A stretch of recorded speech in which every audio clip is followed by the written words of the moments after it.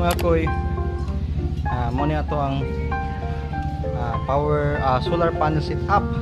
And then kini kay nasi problema mag-on and off yung display. And then mo to naka-decide nga atong ilisan og kini BPT solar charge controller.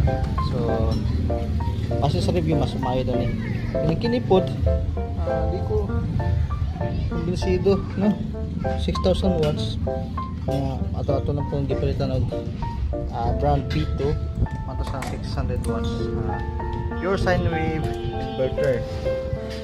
Input voltage niya pwede siya 12 volts, pwede siya 24 volts, frequency 50 60 Hz, and then type C 20 watts. Then ayang nasa USB na 5 volts, 5 amps. Iyahang output kay 230 volts.